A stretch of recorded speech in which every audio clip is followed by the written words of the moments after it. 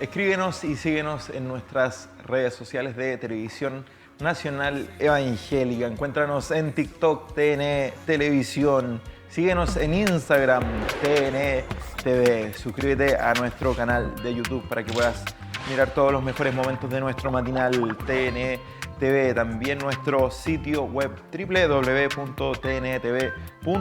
y escríbenos a nuestro WhatsApp al +569 97 86 22 33, a nuestro teléfono fijo 22671 3780. Y también suscríbete en nuestro Facebook, dale me gusta a nuestro fanpage TNTV para que te puedas enterar de los mejores momentos que vivimos aquí en el matinal y de la programación en vivo.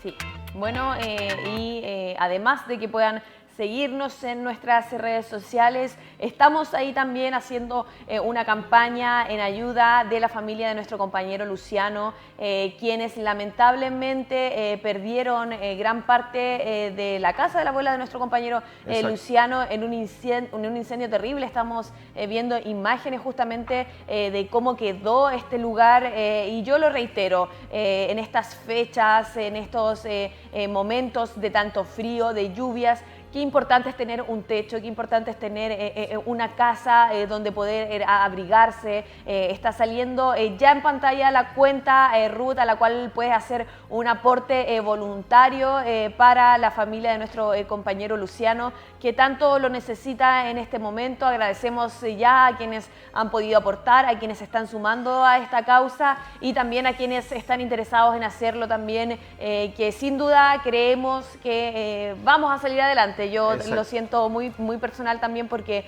somos un equipo y es importante apoyarse en los buenos y los malos momentos. Así que un abrazo también extendido a la familia de nuestro compañero Luciano y esperemos que también se puedan poner esa manito en el corazón para sumarse a esta campaña. Exacto, así que ya estamos en nuestro sillón de conversación.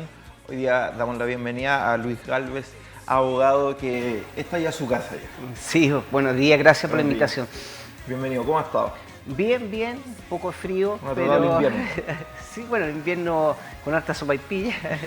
Eso es lo bueno del invierno, que trae harta caloría, pero hay que estar bien fuerte, digamos, para estos fríos. Sí, pues aquí somos buenos para comer, pero por el invierno. Esa es la excusa, ¿sí o no, Joaquín? Lo vamos a invitar un día viernes para que pueda degustar de sí, bueno, manjares. Yo sigo el programa, así que veo los viernes que se ve bien interesante. Sí, un comensal más, nótenme.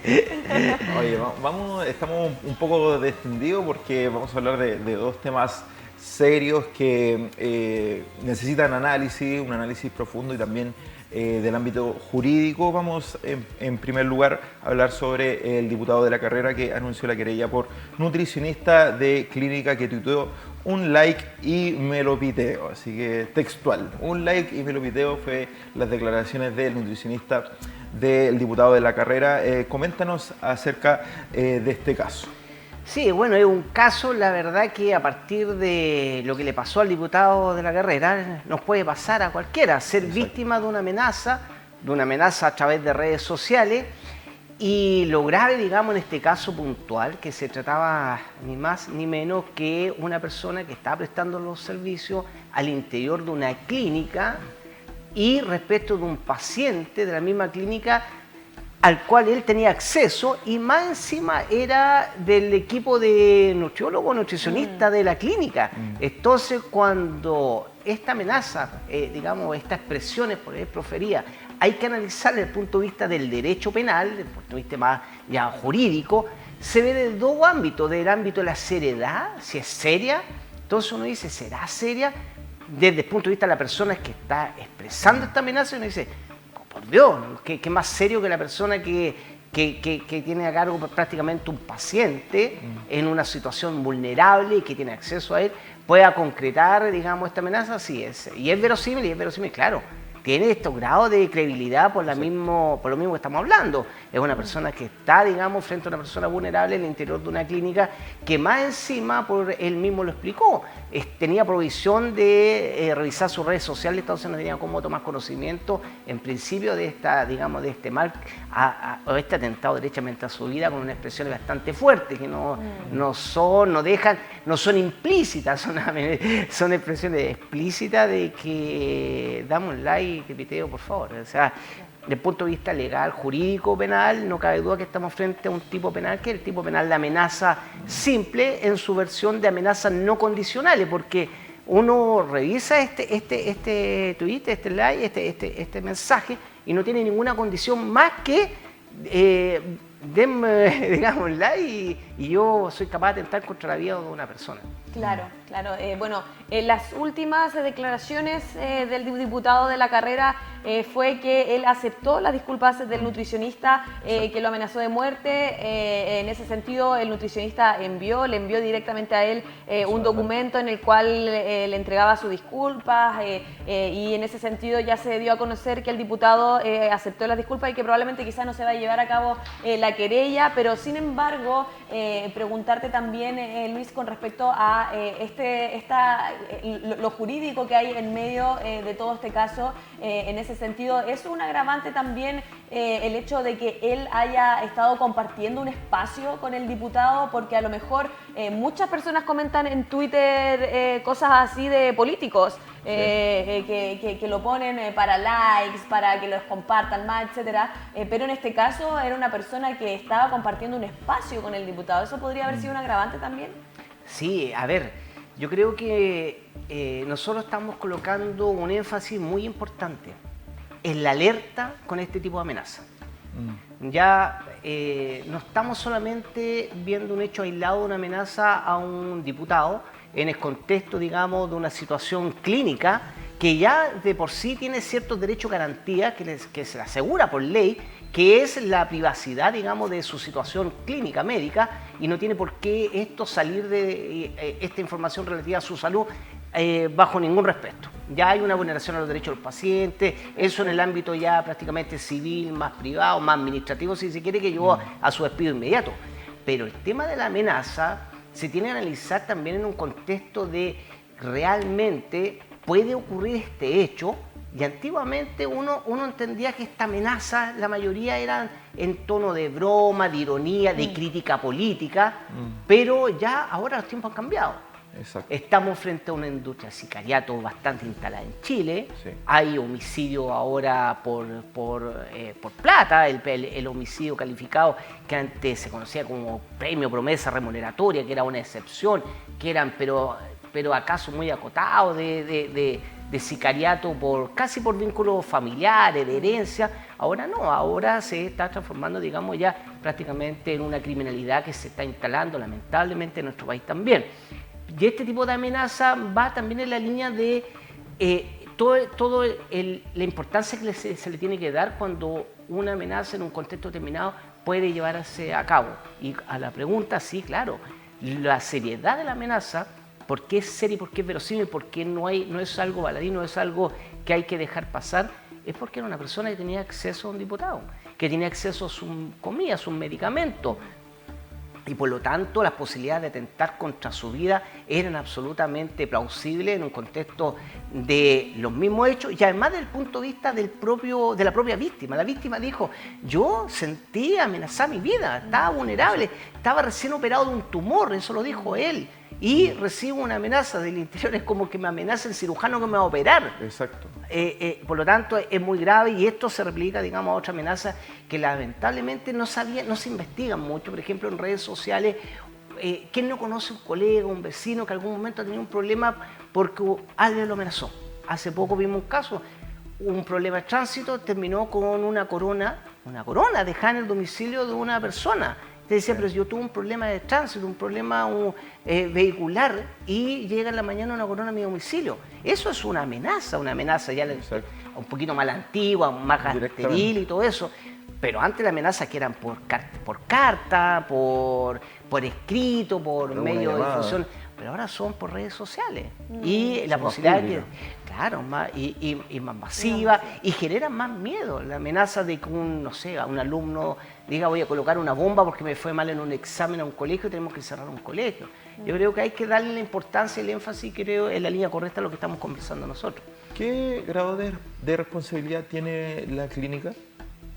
La clínica tiene una responsabilidad importante porque tiene bajo, digamos, su cuidado todo lo que pasa con sus pacientes. Y el deber de la clínica es asegurar, digamos, que los pacientes no se les vulnere su derecho a garantía. Exacto. Y acá la responsabilidad principal es con el funcionario que primero filtró una información privada de un paciente que estaba internado en una clínica y luego, obviamente, el tema de la amenaza ya es un delito y eso tendría que verlo, en este caso, la víctima. Y ahí hay un punto también importante respecto al delito de amenaza, se lo comento enseguida. Qué bueno aclarar eso, disculpa Dani, de que el contexto policial que estamos viviendo en nuestro país, la crisis de seguridad que se ha agudizado y se agudiza semana tras semana, nos da para este tipo de declaraciones, aunque sea en un contexto de broma. Estos tipos de conducta también se repiten en las redes sociales. Me parece, no sé si comenzó esto de un like y hago algo en Facebook o en Instagram, pero la verdad que es bueno hacer ese llamado, de que no estamos para este tipo de broma o estos tipos de declaraciones, aunque sea una murada.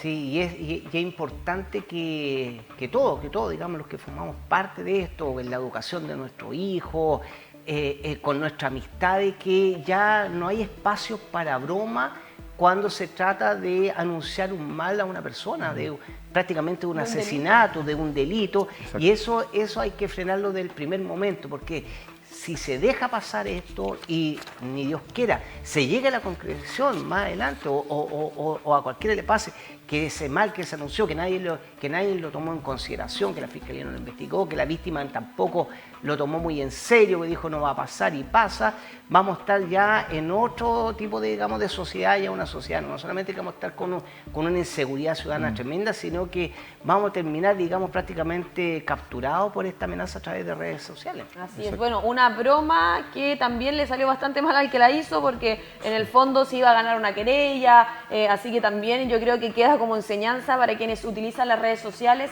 que las utilicen bien, que no se arriesguen tampoco por querer hacer una morada a finalmente tener que enfrentar una situación así de difícil, de complicada, tanto para la persona que finalmente tuvo que pedir disculpas como para el diputado involucrado. Vamos a avanzar en temas, vamos a hablar del veredicto del caso de Martín Pradenas. Bueno, este viernes se espera que se entregue justamente cuál va a ser la pena finalmente otorgada para Martín Pradenas. ¿Cuál es tu mirada de este juicio contra que está condenado por violación? Sí. Bueno, este es un segundo juicio, hay que decirlo. Ya en un primer juicio fue condenado, digamos, por los 2 delitos de violación y por los 5 delitos de abuso sexual Martín Pradenas. ¿Qué ocurrió? Que ese juicio se anuló por la Corte Suprema porque se acogió un recurso de nulidad presentado por la defensa, principalmente porque un juez, o prácticamente los jueces, habían perdido objetividad en el momento de dictar su veredicto, en el momento de analizar la prueba y determinar la responsabilidad penal de Martín Pradenas. ¿Qué dijo la Corte Suprema? Y analizó un hecho muy puntual y muy relacionado con las redes sociales, nuevamente. Un juez quiso pasar a la historia como el que redactó una sentencia muy linda, donde se hizo cargo de la perspectiva de género, un fallo que todos los querellantes, poco menos que era un fallo que estaba pensado más que en el caso mismo en la academia, en sobresalir, pareciera, yo estoy interpretando, que ese gustito lo llevó incluso a publicar en las redes sociales, digamos, parte de su posición frente a este tipo de delito. Ya, y digamos se puso, hay una organizaciones de ponte la camiseta que va en contra, digamos, todo este tipo de investigaciones en contra de la pedofilia, contra los abusadores sexuales, contra todo y a favor de la perspectiva de género, que marcaba una pérdida absoluta de subjetividad.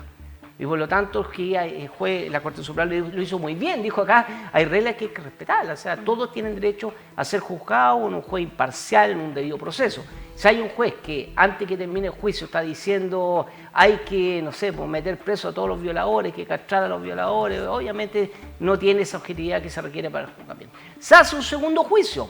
Se rinde obviamente la misma prueba, se analizan los casos y este tribunal nuevamente dicta veredicto condenatorio por los mismos delitos. Y lo que está por verse ahora es la lectura de sentencia, que viene ya el razonamiento completo del tribunal y además la extensión de la pena, que ahí, digamos, hay un ámbito de especulación también importante. ¿Cuál crees tú que va a ser la sentencia que va a tener Pradenas en esta lectura de sentencia el viernes 28 de julio? ¿Cuál crees que van a ser los años de prisión para Martín? Si uno analiza este caso desde la objetividad absoluta, como debe ser, y cómo aplica la práctica judicial a las normas que determinan la pena, que te dice en términos bastante sencillos para que todo nuestro amigo lo entienda. Cuando estamos frente a hechos que constituyen más de 2 delitos, es decir, 2 violaciones, 5 abusos sexuales, 6 abusos sexuales, la ley, ¿qué dice?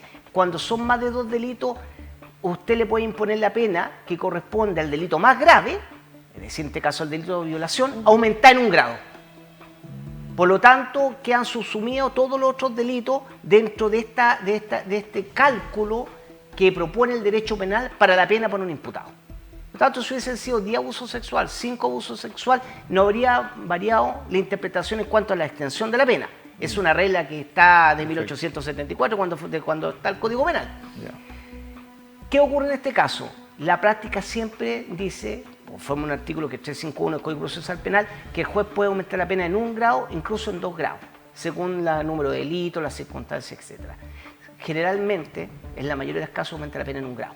¿Por qué? Porque se ha entendido que ya 2 grados pasa a ser una desproporción en pena. Y si aumentamos la extensión en 2 grados, la pena le queda en 15 años y un día 20 años.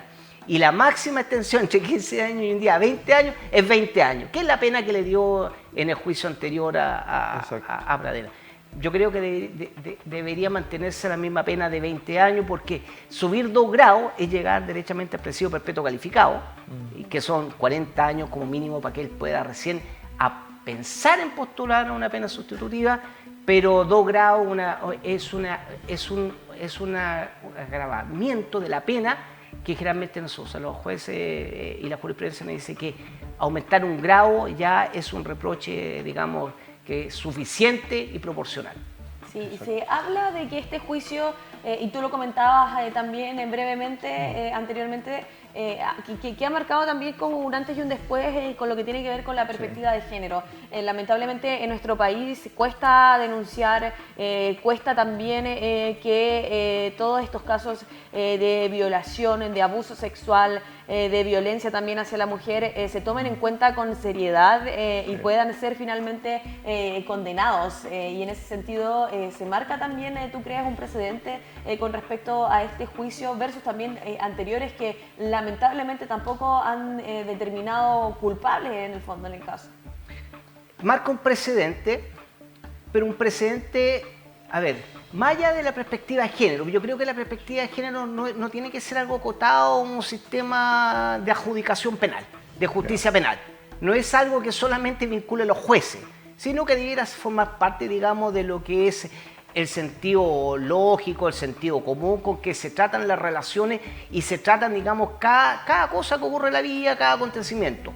Pero además, esto para los jueces eleva el estándar, o más bien lo que dice, usted no puede utilizar en su razonamiento, más allá de los principios de la lógica, la masa de la experiencia, el conocimiento científicamente afianzado para resolver si una persona cometió un delito, sesgo de género, sesgo, es decir, y en esto se traduce, por lo menos para hacerlo bien fácil, en práctico para nuestros amigos, amigas, es que el consentimiento de la mujer no se presume. Si la mujer está ebria, no se presume que dio su consentimiento a que tener relaciones sexuales.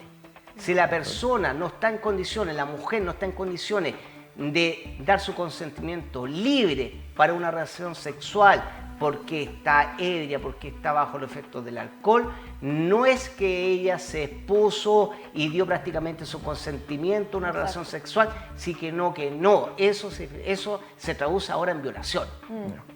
Lo mismo ocurre cuando, por ejemplo, una persona o una mujer es víctima de un delito de violación, o no víctima, no lo sabemos si es víctima, pero cuando se analizaban estos casos, y se lo comentan a usted, porque me tocaba ver muchos casos de violación, la defensa argumentaba, mire, ¿sabe qué? Yo pido la absolución porque no se la violó. ¿Dónde está la fuerza que ejerció la mujer contra el violador? ¿Dónde está la ropa rasgada? ¿Dónde está los hematomas? ¿Dónde está el forcejeo? No, ella no hizo nada, se quedó paralizada. Eso, podía ser consentimiento. Ese era el sesgo con el que se falló un tiempo los tribunales de justicia. Ahora le dice, usted no puede fallar con ese sesgo. Si la persona se paralizó y la víctima da una explicación de que un choque tuvo, eso es violación. Exacto. Por lo tanto, eleva ese estándar y lo eleva, yo creo que no solamente me refiero al contexto judicial, sino que para todas las personas, o sea, para todo el mundo que están en contra, sobre todo los adolescentes generalmente caen en blackout en las fiestas. Exacto. Pero ese blackout no autoriza a que el compañero de universidad, el compañero de colegio, le acceda de una manera, digamos, en un estado en que no puede expresar su voluntad. Eso, digamos, se traduce, digamos, en términos bastante sencillos, entenderlo lo que es sesgo y parte de la educación. Claro, y en términos jurídicos genera, como tú decías, quizás un precedente en ese sentido y también social. Yo siento que este juicio tiene un valor social muy profundo porque permite que las mujeres que han sufrido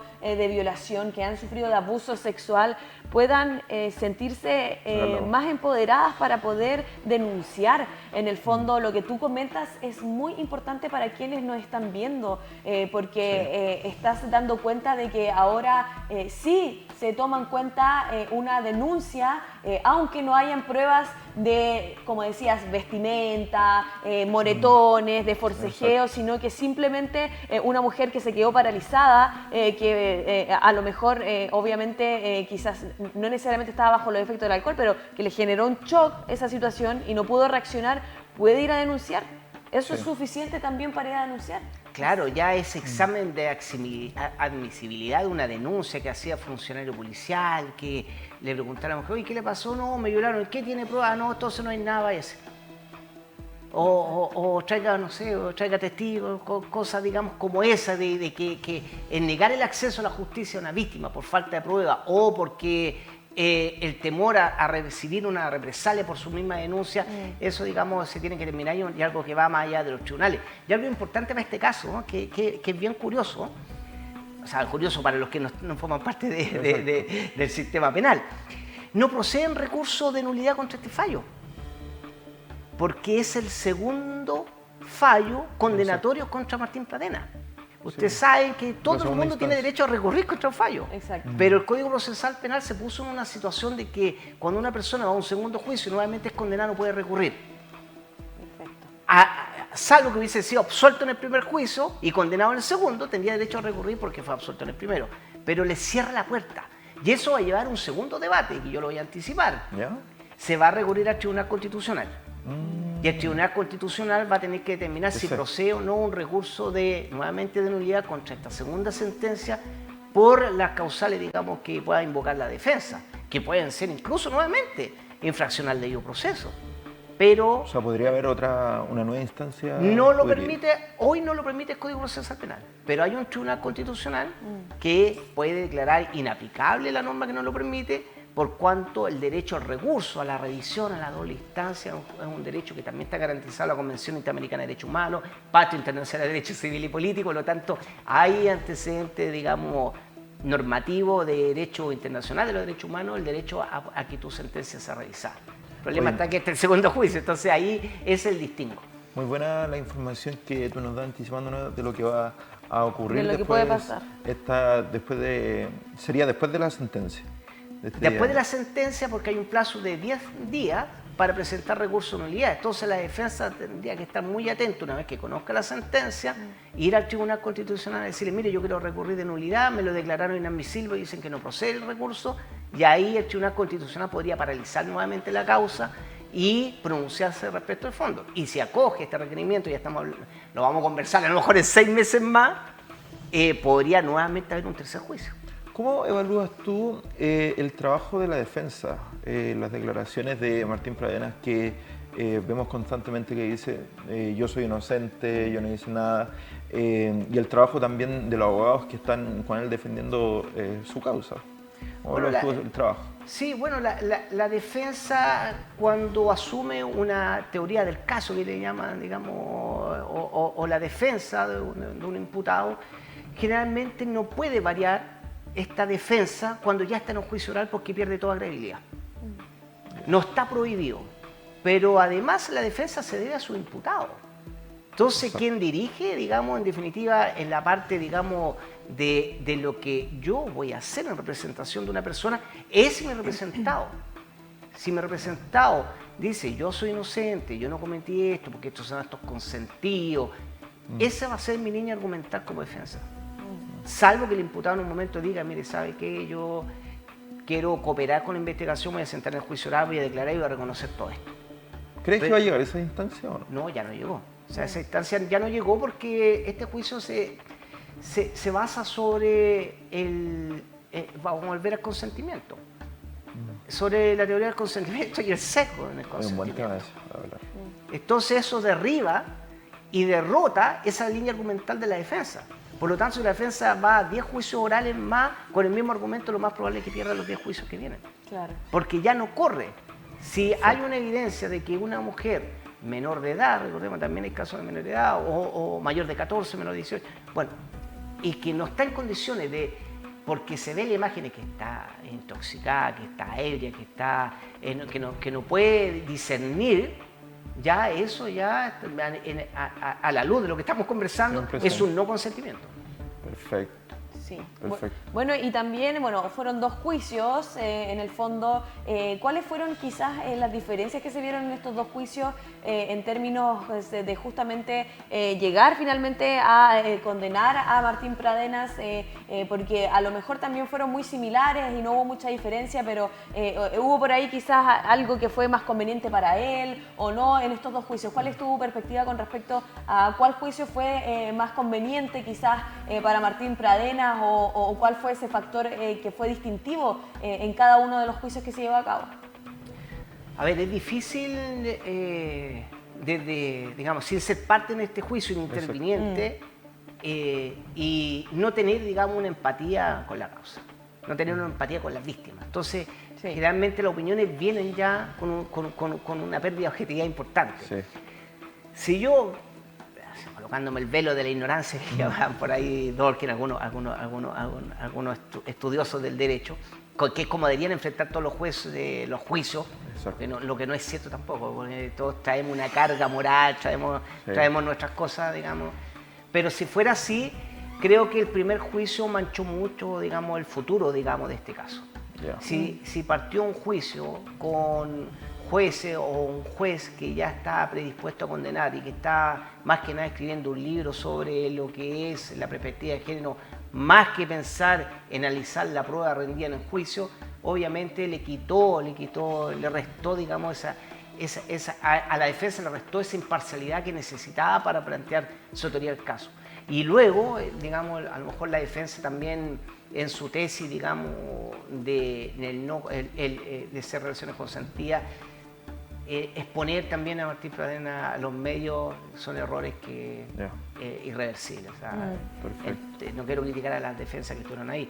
Y la defensa del segundo juicio yo creo que técnicamente fue más ajustada a lo que el derecho penal, más que lo hecho. Y ahí también a lo mejor tenía más posibilidades de Pradenas en este segundo juicio.